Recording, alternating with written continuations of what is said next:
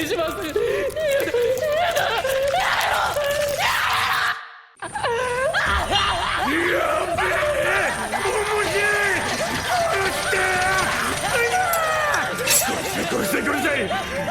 殺してもいいかな。食ってもいいかな。食っちゃおうかな。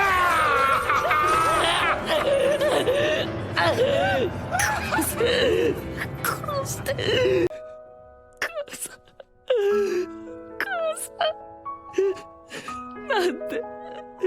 なんで僕を一人にしたんだ。寂しかった。一人は嫌だ。僕を選んで欲しかった。僕のために生きて欲しかった。おばを見殺しにしても、見殺しにしても、誰かを傷つけても、傷つけても、命を奪っても、奪ってもいい。僕はグールだ。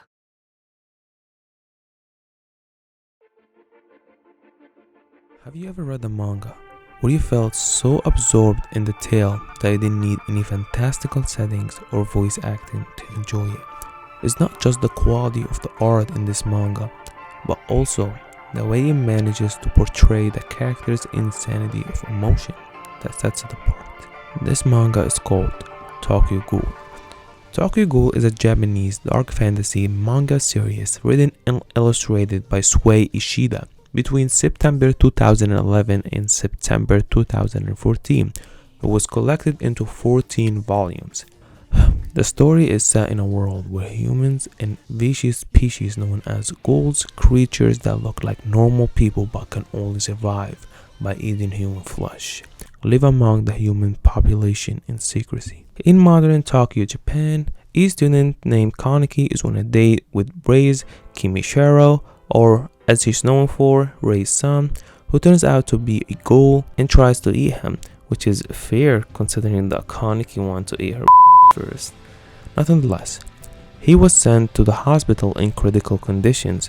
While recovering, Kaneki learns that he was surgically altered to be half ghoul. Some of Rei's organs were transplanted into his body to achieve this, and he now needs to feed on human flesh like any other ghoul. Our protagonist can expect nothing but tragedy from this point on. Also, Kaneki can't get rid of his humanity, which is why he has to consume his own kind. In Kaneki's view, ghouls are nothing but monsters. Kaneki tries to find his own resolve, only to end up failing badly and almost eating his best friend, Heide.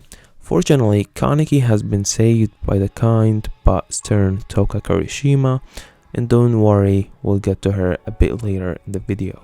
After being saved, Kaneki realized what he was about to do to his best friend, and that he was cut off from both the human and ghoul worlds. When Kaneki begins to cry uncontrollably, revealing to us one of the most emotionally wrenching scenes in all of Tokyo Ghoul, and at this very moment, this elderly man steps in to set the record straight, explaining that Kaneki is, in fact, a human and ghoul.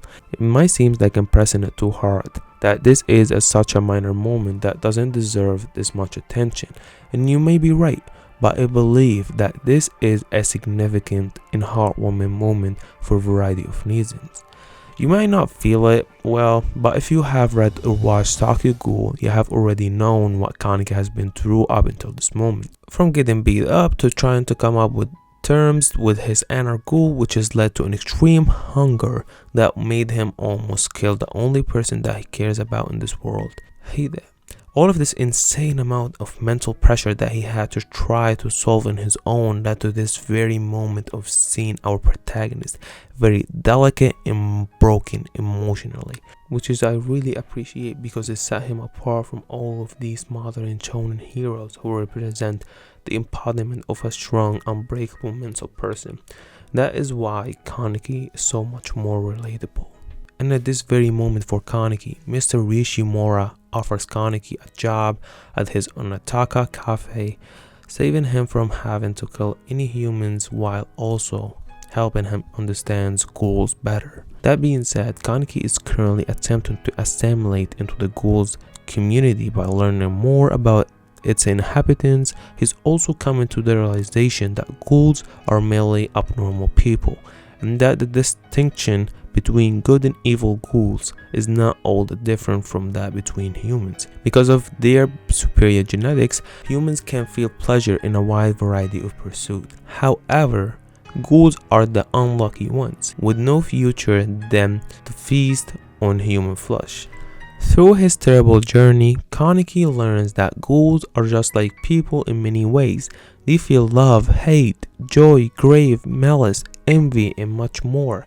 Kaneki's desire to protect not only Hide, but all the Anataka members becomes a story's major motive once he gains an understanding of ghouls after losing a loved one and witnessing firsthand that humans could be crueler than ghouls. He is forced to confront his own humanity and start learning how to control his ghoulish abilities without going wild. From this point on, the story improves.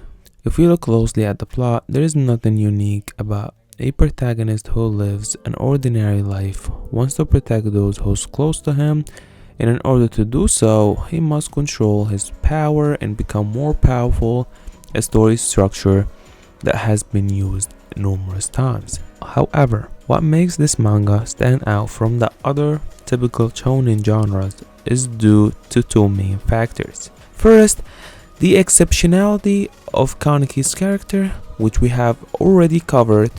The second is not his story, but rather the distinctive way in which his Ishida sells it to you through expressive, chaotic visuals.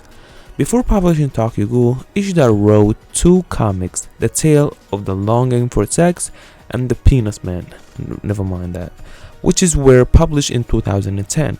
And if I told you that they were both written by the same person, you would have thought I'm insane. But what if I told you that The Penis Man was published in 2010 when Ishida was 24 years old, and that Tokyo Ghoul was published in 2011 when he was only 25? That's only a year's differences, and when we compare the two works, it's crazy to see how much growth and improvements the author had made in that time frame, making himself stand out from the crowd not only as a talented mangaka but also with his own distinctive art. Tokyo Ghoul's visual style is good at portraying the world's dark nature and also preserving the reality of the characters but altering their outfits, styles, and looks as the tale continues.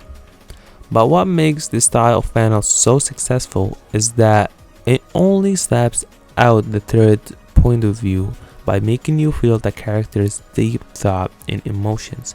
The best illustration of this is the psychopathic, ruthless ghoul Yukumo Omori, or as he's known for, the 13 words Jason.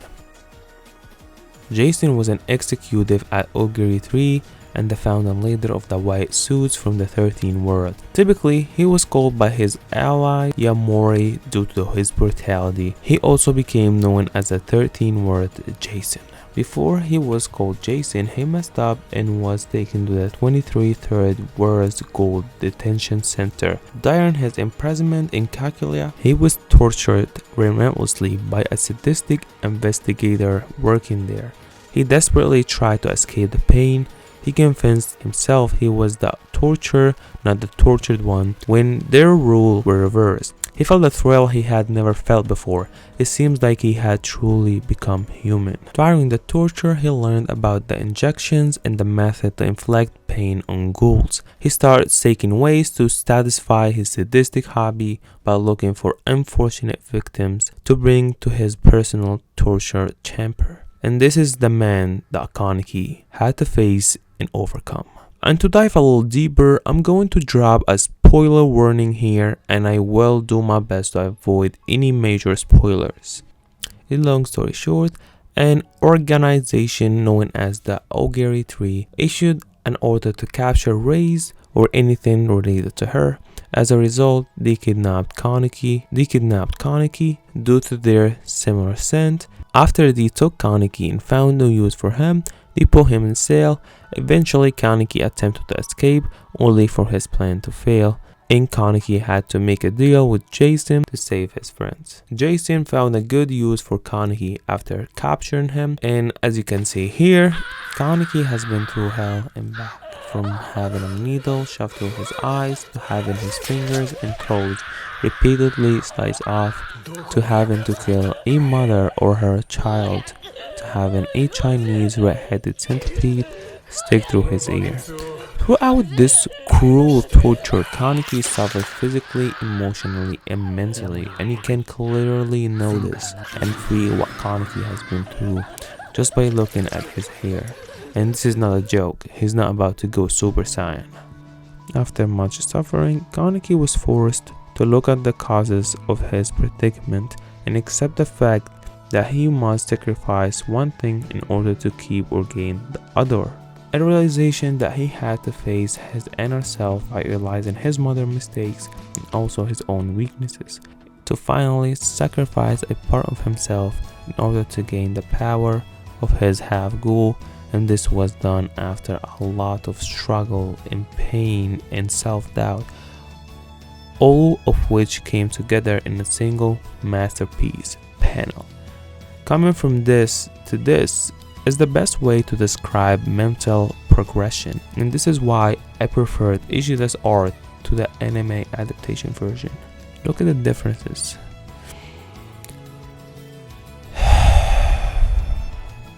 Finally, let's talk about how badly the anime adapted the manga.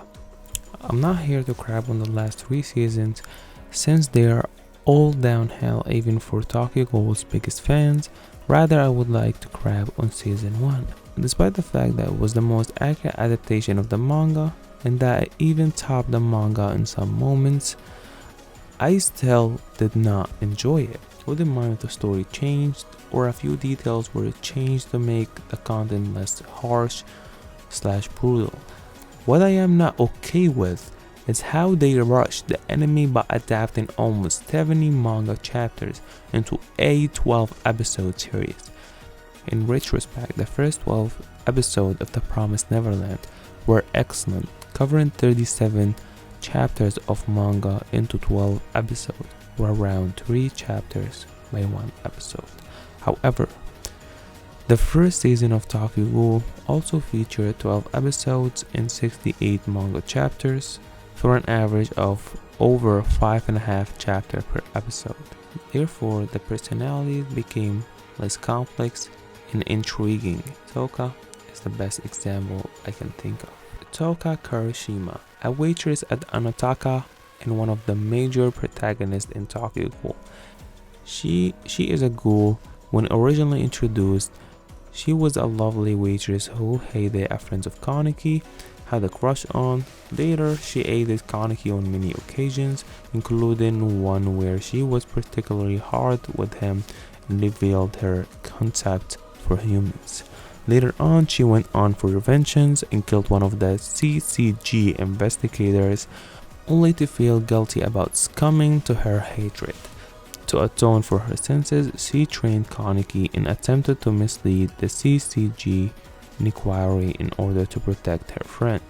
All of that has been cut from the anime. Not only that, but even her little details, like coming late and never apologizing, and most importantly, her jealousy of humans, have been removed. Mockingly despises people because she wishes she could have been born a human instead. The same can be said for other characters, including my personal favorite, the strange and inhuman Jozo, or the calm and cold Renji Yomo. How about the stylish and gentle Psycho, Tsukiyama? They suffer the same fate, even Kaneki if we extend it a bit. Anyway, it's time for me to shut up. I hope you enjoyed this video, and if you did and want me to make an exclusive video about Tokyo Ghoul Re, leave me a comment below and subscribe so you can watch it when I upload it. Stay calm and peaceful. Until next time, Joe out. Sayonara.